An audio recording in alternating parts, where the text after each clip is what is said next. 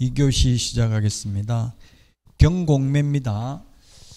경매가 법조문은 330개 조문인데 시험은 한 문제 나옵니다. 그래서 자세한 거 다 설명할 수 없고 기출문제 나왔던 거 위주로만 보셔야 됩니다. 한 문제밖에 안 나오니까.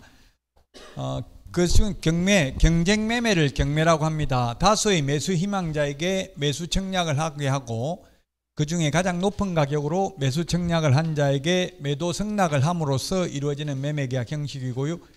임의경매, 강제경매가 있다. 법원에서 하는 경매는 임의경매는 임의로 하는 거고 강제경매는 강제로 하는 건데 채권자 입장에서 보면 뭐가 돈 받기가 쉽겠어요? 임의경매죠.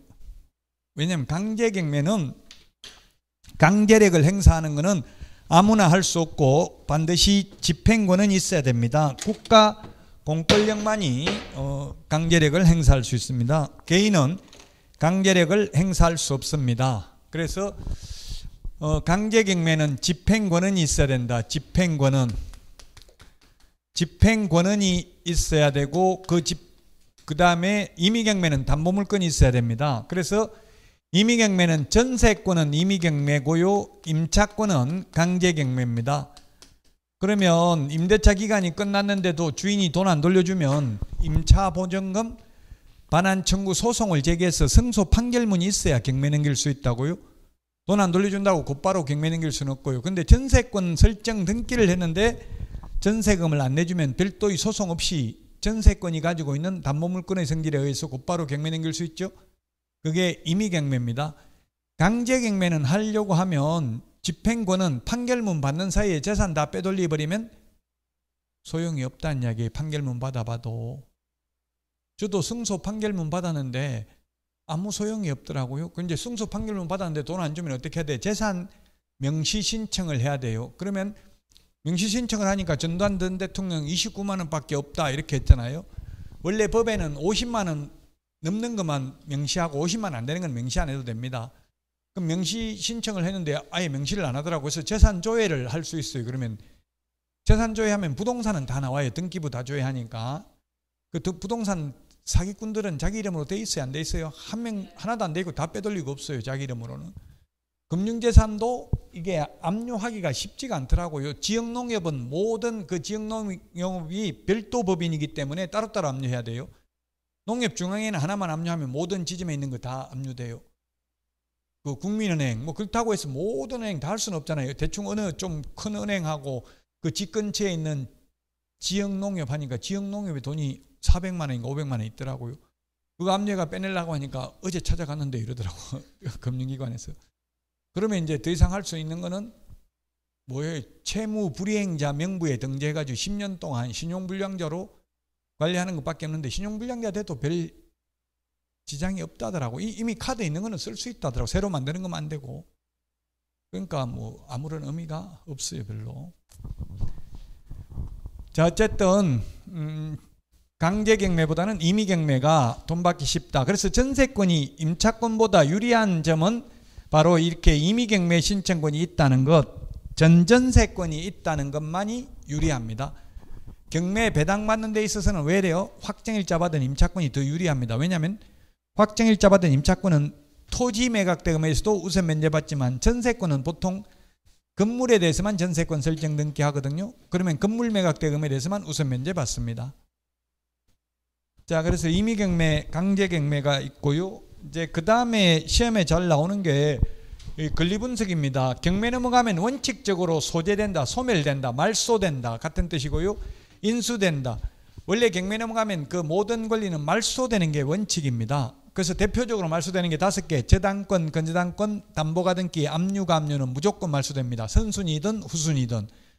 후순위 저당권자가 경매를 실행해도 선순위 건저당권 말소됩니다. 그래서 위험하지 않습니다. 안전합니다. 그런데 무조건 인수되는 게 3가지 있습니다. 유치권, 분묘기지권, 법정지상권. 옛날에는 예고등기라는 게 있었는데 지금은 등기법에서 예고등기가 없어졌습니다. 워낙 악용을 하니까 아예 예고등기라는 걸 없애버렸습니다. 그래서 요 위험하고 이렇게 그러면 돈 벌려면 위험한 걸 해야 돼요? 안전한 걸 해야 돼요?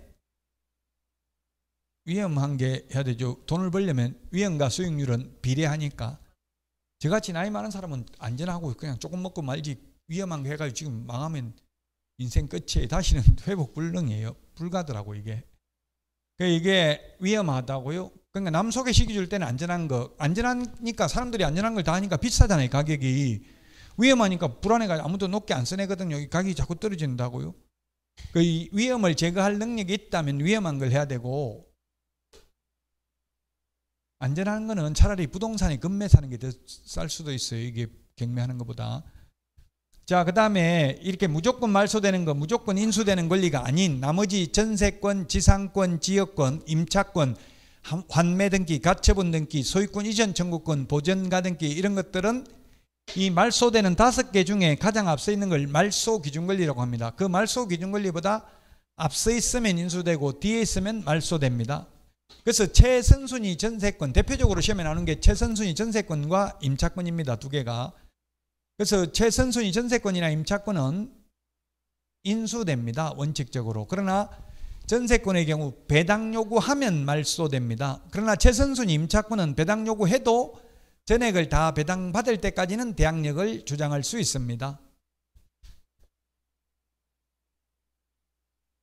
그리고 유치권자는 경락인에게 피담보채권의 변제가 있을 때까지 인도를 거절할 수 있을 뿐이고 피담보채권 변제를 청구할 수는 없다. 즉 유치권은 경매 신청권은 있지만 우선 변제권은 없다. 다만 강력한 우선 변제적 효력은 있다 하면 맞는 말입니다. 우선 변제권은 없습니다. 먼저 배당해달라고 할 수는 없는 대신에 돈 안 주면 안 나가고 버틸 수는 있다. 유치권이라는 게 유치장 할 때 유치 똑같습니다. 철조망 안에 같이 있는 게 유치권이 유치장이잖아요. 그 유치장 시계 수리비 맡겼는데 수리비 안 지면 시계방 주인이 시계 안 내주고 꽉 잡고 있을 수 있는 권리 유치권. 세탁소에 세탁물 맡겼는데 세탁비 안 주면 세탁소 주인은 세탁물 안 내주고 가지고 있을 수 있는 권리. 집 수리했는데 집 수리비 안 주면 그 집에서 안 나가고 버틸 수 있는 힘이 유치권이라고요. 유치장 할 때 유치 같은 뜻입니다. 한자가.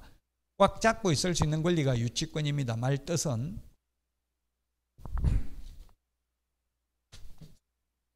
그러면 경매 절차를 보면 채권자가 경매 신청을 하는데 비용을 미리 법원에 예납해야 됩니다. 미리 내는 대신에 나중에 배당해 줄 때 이걸 가장 먼저 미리 예납한 걸 배당해 주죠. 그리고 법원이 경매 개시 결정을 하면 압류 효력이 생기고 경매를 취하하면 압류 효력이 소멸합니다.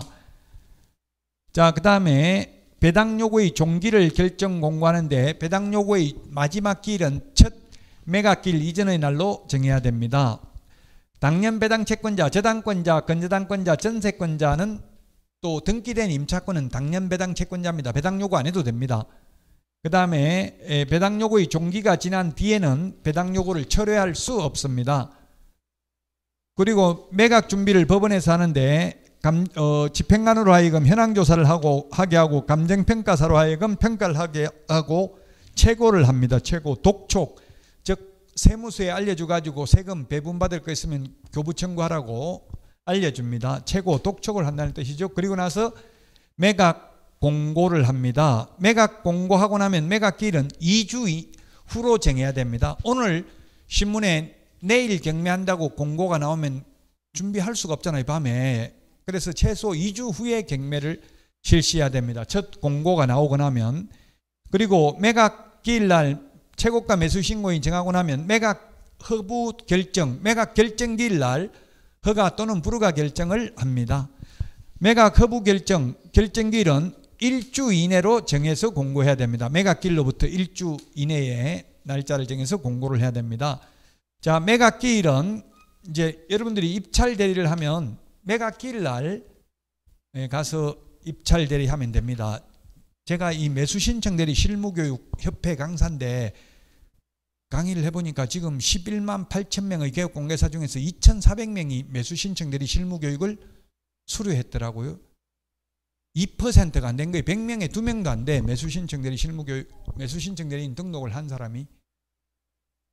매수신청 대리인 등록하면 지방법원장이 준 매수신청 대리인 등록증만 걸어놔도 1년에 공제료 24만 8천 원만 내면 돼요. 그럼 한 달에 한 2만 원만 내면 되는데 2만 원 내고 그 손님 오면 저는 법원에서 이게 다 인정된 사람입니다. 예를 들면 이러면 좀 공신력이 있을 수 있잖아요. 한 2만 원 더 내고 한 달에. 안 하더라도 준비는 해놓는 게 좋겠죠. 입찰들이.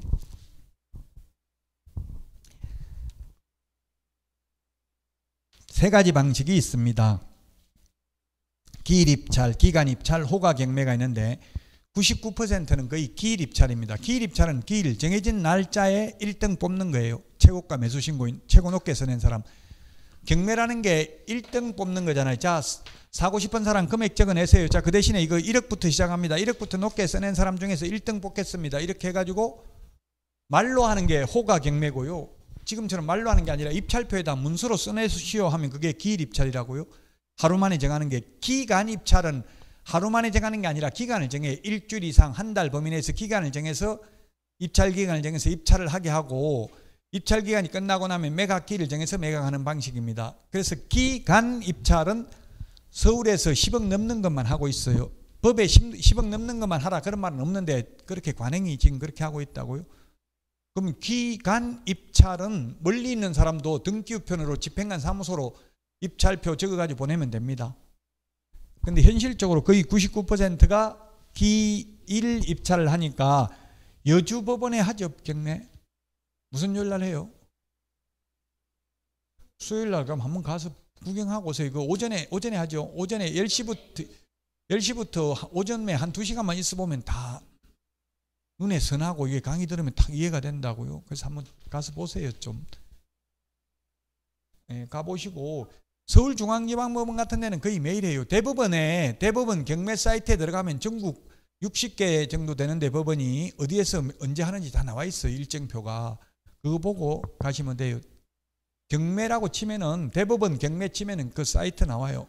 그러면 거기서 확인하시면 돼요. 직접 눈으로 보는 게 가장 좋다고요. 자, 그 다음에 이제 이거 시험에 매각 방식이 2가지다. 시험에 나오는데 X 3가지다. 실제 현실적으로는 2가지를 하고 있어요. 호가경매는 안 한다고요. 그런데도 이론적으로는 이 3가지 방법 중에서 법원의 재량으로 정할 수 있다는 이야기예요. 근데 현실적으로 법원에서는 2가지만 하고 호가경매는 안 한다고. 왜? 호가경매 해보니까 전부 옛날에 머리 빡빡 깎고 조폭들만 그 경매법정에 와 있었어요.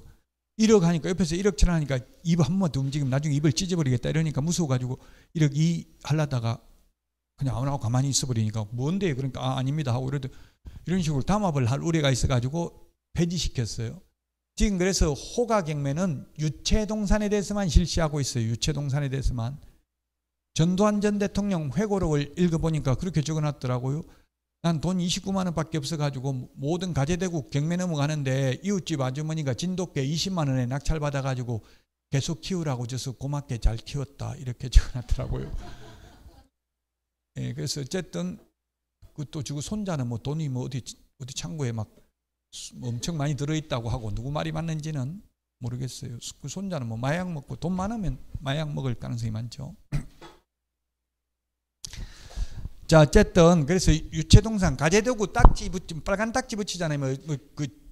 텔레비전 이런 거 그런 거는 호가경매를 해요. 현실적으로 지금도.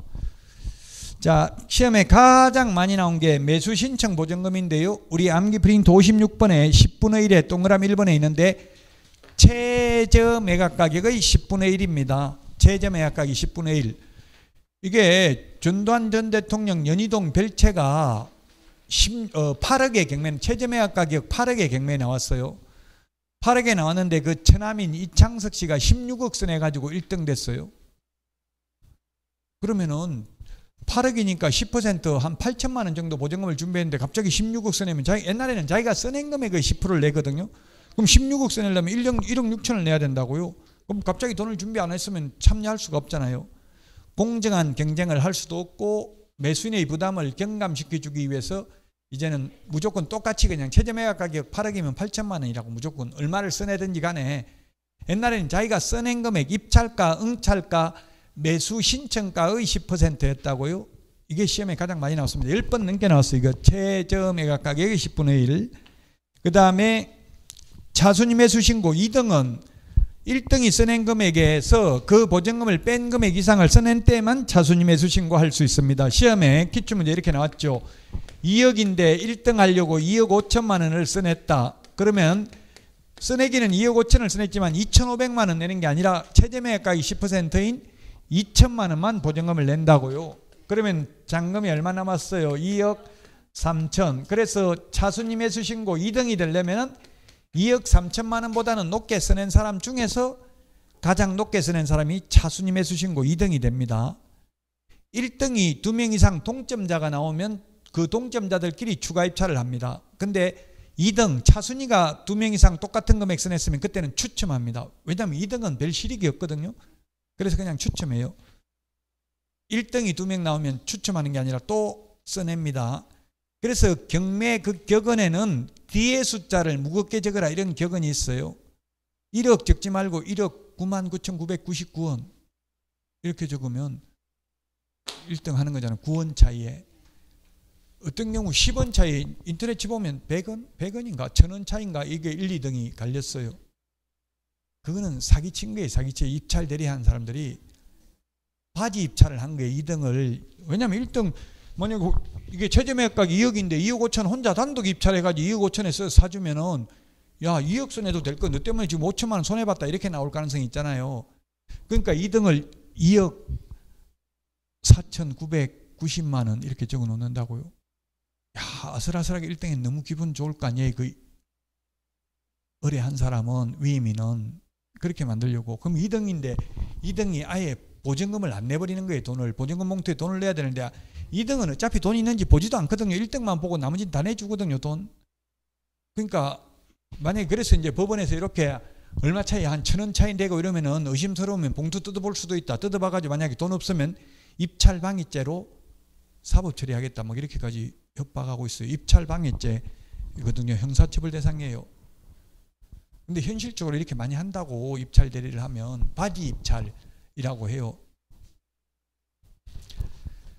자, 그 다음에 유찰되었을 때는 상당한 금액을 깎아준 후 다시 경매를 실시합니다. 그래서 지금 서울하고 경기도의 경우에는 20% 깎아주고요. 인천, 대전 이런 데는 30% 깎아줍니다. 20% 깎아준다면 1억이 한번 유찰되면 그 다음에는 8천만 원부터 시작하고 또 8천만 원에 아무도 안 사면 그때는 여기서 20% 깎아주니까 6,400, 또 유찰되면 여기서 20% 깎아주니까 5,100만 원부터 시작한다는 이야기예요. 그래서 제가 한국민사집행법 학회 제가 회원인데 일본하고 그 학술 세미나 하는데 보니까 일본에는 우리는 최저매각 가격이 1억이면 1억 넘게 쓰는 사람 중에서 1등을 뽑잖아요. 일본은 보니까 최저매각 가격의 80% 이상 쓰는 사람 중에서 1등 뽑는다 이렇게 돼 있더라고요.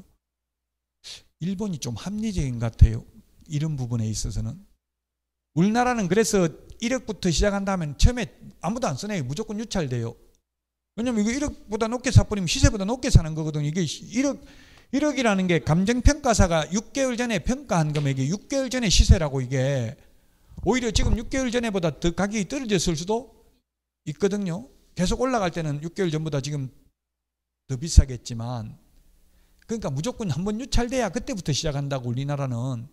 일본처럼 차라리 80% 이상 써내라고 하면 처음부터 하면 괜히 한 달 동안 연체자물을 낼 필요는 없는 거잖아요. 그런 거는 우리도 아마 바뀌어야 될 것 같아요. 앞으로는.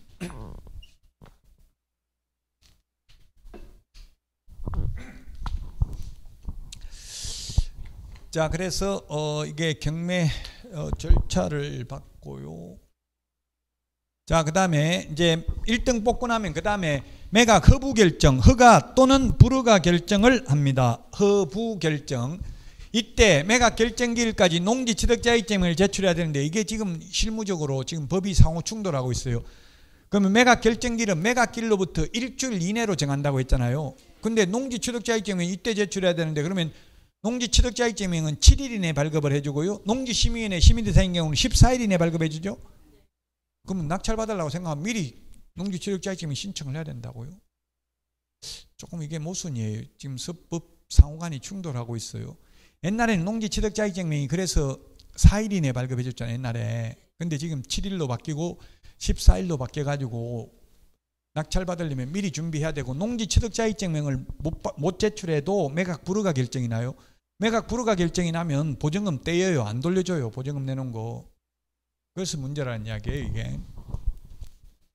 그 다음에 만약에 항고, 매각 허가 불허가에 대해서 항고하려면 매각 허가에 대해서 항고를 하려면 10%의 보증금을 내야 됩니다. 매각대금의 10%를 내야 됩니다. 매각대금의 10%를 내야 되고, 만약에 항고가 이유 없다고 기각되면 항고보증금을 몰수하여 배당재단에 편입하고 안 돌려줍니다. 채무자, 소유자의 경우에는. 채무자, 소유자 이외의 자가 한 항고가 기각되면 대법원 규칙이 정한 이율에 의한 이자 빼고 나머지 금액은 돌려줍니다. 우리 암기 프린트 56번 맨 밑에 보니까 그 이자가 얼마냐면 연 12%입니다. 12%. 12% 이자 떼고 돌려준다고요? 만약 항고가 기각되면 채무자, 소유자 외의 자의 경우. 물론 이 12% 시험에 나온 적 없어요. 그래서 아마 생소할 수 있어요. 생소한 거는 중요한 거 아니니까 넘어가시면 됩니다. 그 여러분들이 모의고사, 내일 모의고사 보죠? 방문각 모의고사가 가장 무난한 것 같더라고요. 제가 보니까 막 터무니없이 어렵게 낸 데도 많고 사이드에 있는 것만 내는 사람들도 많고 그런데 이 지금 방문각은 처음에 보든 나중에 보든 실제 시험하고 가장 근접하게 낸다고 돼 있어요. 지금 빨리 본다고 쉬운 게 아니고 그 시험 문제 실제 그 모의고사에 나왔던 것도 물론 100% 40문제 다 중요하지 않을 수는 있어요.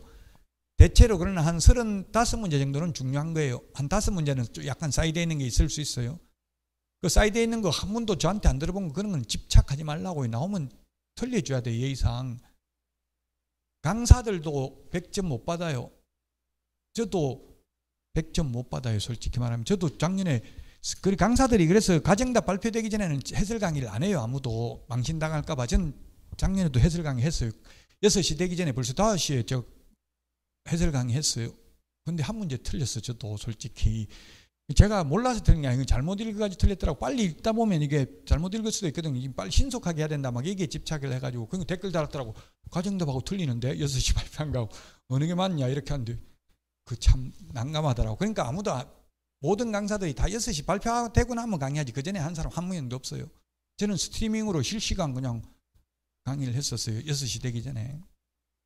작년에는 한 문제 틀렸고 재작년에는 100% 다 맞았어요. 근데 작년에도 몰라서 틀린 건 아닌데 어쨌든 강사들도 다 틀릴 수밖에 없어요. 이게 말장난이 심하기 때문에 빨리 풀어야 되고 이러면 막판 되면 수험생들이 더 잘 풀어요. 오히려 강사들보다. 강사는 문제만 내봤지 실제 풀어보진 않았거든요. 그러니까 말장난하는 거 이런 거 익숙하지가 않아요. 자, 그 다음에 매각 대금 납부인데 민법 187조에서 요거는 대금 완납하면 소유권을 취득합니다. 상속의 경우에도 피상속인 사망하면 그 효력이 발생하죠. 물권 변동 효력이 발생하죠. 이번에 헌법재판소 위헌 판결이 나왔습니다. 즉 이제 상속 이촌 이게 자매 형제 자매들한테는 상속 유류분 안 줘도 된다. 이제 죽는 사람이 내 재산 내가 어디 다 기부하고 죽고 싶으면 내 마음대로 하는 거지. 그는 완전히 헌법에 개인의 그런 자유, 경제적 자유 이런 걸 인격을 침해한다 해가지고 무효라고 했어요. 이제 그 형제 자매들이 나는 줄 생각 없는데 형제 자매 한번 얼굴도 안 보고 원수같이 살다 그냥 죽으면 나 다 기부하고 안 주고 그냥 죽겠다 했는데 유류분 반은 내놔라. 예를 들면 이렇게 반은 아니긴 합니다만은 직계 비속은 반이고 아니면 3분의 한 1인가 그래요. 3분의 1인 3분의 1인가 3분의 2? 4분의 1인가 그래요. 어쨌든 형제 자매는 좀 더 작다고. 자식들은 직계 비속 이런 거는 좀 2분의 1이 유류분인데 그것도 인정해 줄 필요 없다는 이야기예요. 형제 자매까지 사촌 삼촌한테까지 줄 필요는 없잖아요. 근데 다 기부하고 그 김영삼 전 대통령도 다 50억 다 자기 김영삼 재단에다 기부했어요. 그러니까 혼의 자식이 나타나가지고 내 거 유류분 달라 해가지고 받아갔어요. 받아갔어요. 결국은 자기 몫의 2분의 1. 원래 자기가 50억 중에서 자식들끼리 나누면 자기한테 예를 들면 한 5억이나 10억 돌아올 거 아니에요. 10억은 돌아오겠네. 한 5명 상속인이 있다 치도 10억 돌아오면 그게 5억은 받아낼 수 있다는 얘기. 자기 몫의 반은 그게 유류분이죠. 근데 그건 자식은 가능한데 이제 형제 자매 2촌, 3촌 이런 거는 필요 없다는 이야기예요. 저도 형제가 9명인데 지금 한 10년에 한 번 볼까 말까 한 형제간도 많아요. 저 부산 살고 있으면 제가 부산 안 가고 이러니까 무슨 잔치 무슨 그런 거 있으면 명절 때도 안 만나요. 제가 안 가니까. 명절 때 저만 안 가는 게 아니라 형제가 다 안 모여요. 부모님 없으니까 안 만나지더라고. 이제 원래 또 형제간이 많으면 우애가 없어요. 한 2명 되고 이래야 친하지. 우리는 9명이니까 뭐 친할 수도 없어요. 예, 모인 사람끼리 자기들끼리 몇 명씩만 하고 저는 아무도 없어요. 외롭게 아무도 저하고 친한 사람 아무도 없어. 자, 대금납부 기한입니다. 기일이 아니고 기한. 오늘이 26일인가요? 26일. 옛날엔 기일이어가지고 딱 정해진 날만 돈 낼 수 있었어요. 그러면 돈 내고 싶어도 못 내. 그럼 오늘 돈 내는 날인데 어제 그냥 빚 다 갚아버리고 저당권 말소해버리면 경매 절차가 취소될 수도 있어요. 근데 지금은 기한이니까 돈 있으면 어제 내버려도 된다고. 돈 내는 순간 소유권을 취득하니까요. 신속하게 매수인이 소유권을 취득할 수 있도록 매수인한테 유리하게 바꾼 거죠. 기일에서 기한으로 바뀐 거.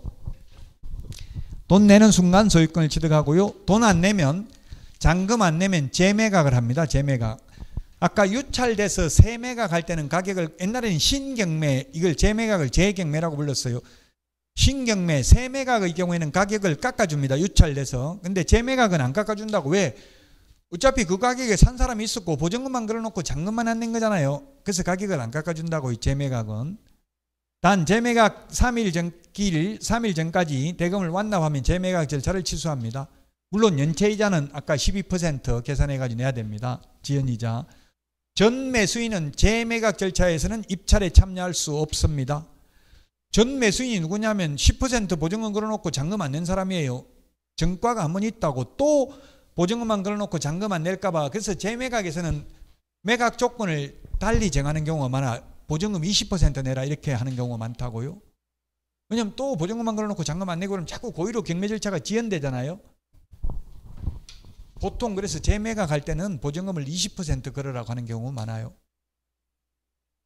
자, 이제 이렇게 대금을 내면 그 돈 낸 거 가지고 배당을 해주고, 배당 내고 하고 나면 이제 소유권 이전 등기를 해줍니다. 촉탁 등기입니다. 법원에서 촉탁을 해서 등기를 해주니까 등기소에 갈 필요는 없습니다. 그리고 이제 경매에서 경매의 꽃은 명도죠. 인도. 어떤 아파트를 경매로 낙찰받았는데 거기 세입자 살고 있으면 세입자를 나가라고 해야 되잖아요. 순수히 나가면 다행인데 대부분 지금 이사비를 50만 원에서 최대 한 300만 원까지 합의를 하는데 한 50만 원은 주나 봐요. 대체로 이사비를. 50만 원 많이 준대요. 지금 내 이사 나가면 50만 원 줄 테니까 빨리 나가시오. 이렇게 보통 말한다고요. 못 나가겠다고 버텨. 왜 50만 원 주냐면 인도 명령을 받아가지고 그 인부들 와가지고 강제 집행하면 그 일당 줘야 되거든요. 인부들 오면 50만 원 정도는 들어간다고. 일당 주려면 그 인부들 들어내는 값. 그래서 50만 원 괜히 그렇게 하는 것보다 차라리 거기 살고 있는 사람한테 이사비 한 50만 원이라도 주는 게 더 편하잖아요. 마음이. 그래서 인도 명령은 정당한 권한에 의해서 매수인에게 대항할 수 없는 점유자들만 인도 명령을 할 수 있습니다. 즉 유치권자나 분묘기지권자나 법정지상권자에게는 인도 명령 할 수 없다는 이야기입니다. 단 대금 납부 후 6개월이 경과되면 인도 명령을 할 수 없고 명도 소송을 해야 됩니다. 명도 소송하면 소송비가 변호사비가 몇백만 원, 한 300만 원 이상 들고 소송기간도 빨라야 3개월 이상 걸려요. 그 소송했다면 한 1년 걸리는 경우가 많죠. 빨라야 3개월이라고요. 소송은 딱 몇 개월 안에 끝내라 이런 법이 없잖아요. 지금 보니까 뭐 검사 마음이더라고. 어떤 거는 한 3년 넘게 조사해가지고 기소하는 경우도 있고 어떤 사람은 즉각 잡아가서 기소 재판에 넘기는 경우도 있고. 그러니까 얼마나 걸릴지 모른다고요. 소송기간이.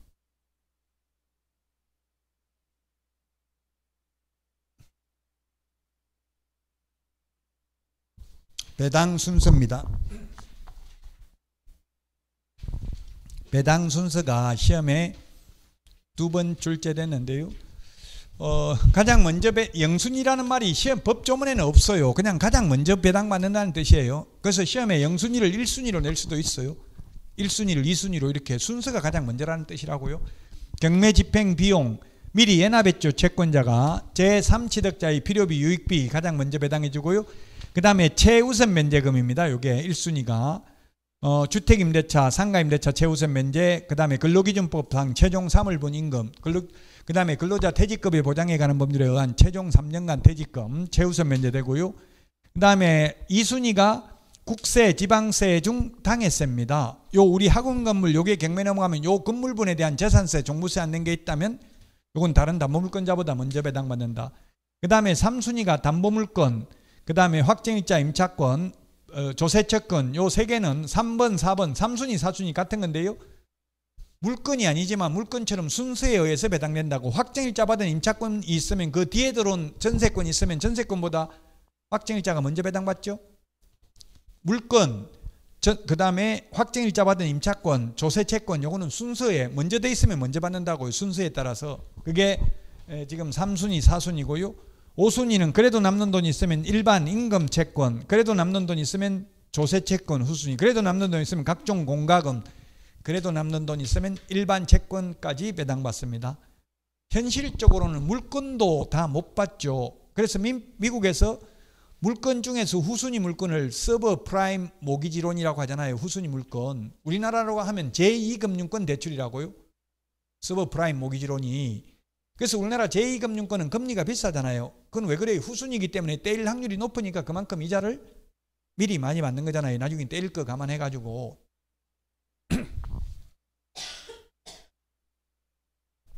자, 그 다음에 민사집행법 주요 내용. 그럼 민사집행법이 아니고 옛날에는 민사소송법, 그 옛날에는 경매법이었습니다. 근데 지금은 2002년 7월 1일부터 민사집행법입니다.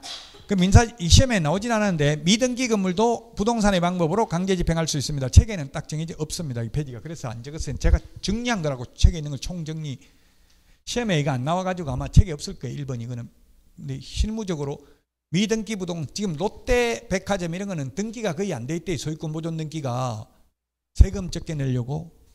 근데 텔레비전에 나오더라고 한 번씩. 그러면 롯데 임원들이 돈이 현금이 없어서 안 한다 이러는데 롯데가 현금은 최고 많이 가지고 있다 하는데 어쨌든 등기가 안 돼 있다고요. 왜냐하면 등기 안 해도 건물은 원시취득이잖아요. 지으면. 그러니까 굳이 등기 안 해도 된다고요. 이런 악덕 채무자들을 방지하기 위해서 이제 미등기 건물도 건축 허가를 채무자 명의로 돼 있다는 것만 입증해도 부동산의 방법으로 강제 집행할 수 있고요. 1기 2회 입찰 제도를 도입했습니다. 오전에 하고 오후에 밥 먹고 한 번 더 하는데 그 대신에 이거는 두 번째 할 때도 가격을 깎아주지 않습니다. 그러다 보니까 아무도 참석하는 사람이 없어가지고 지금 현실적으로 실시하지는 않습니다. 해보니까 재미가 없잖아요. 뭐 가격을 깎아줘야 다시 올 텐데 1억에 해가지고 오전에 아무도 입찰을 안 했다고요. 유찰됐는데 오후에 또 1억부터 합니다 하면 누가 오냐고요. 의미가 없어요. 그래서 이론적으로는 존재하는데 현실적으로는 안 하고 있어요. 1기 2회 입찰은. 가격을 안 깎아주니까 기간 입찰제 호가경매제도가 도입됐고 이게 5번이 가장 중요하다고 했죠. 매수보증금은 최저 매각 가격의 10분의 1이고 항고보증금은 매각 대금의 10분의 1이고요. 대금 지급 기일이 아니라 기한제다. 배당 요구의 종기를 옛날에는 낙찰기일이었는데 지금은 첫 매각기일 이전의 날로 정해서 공고를 하도록 했다.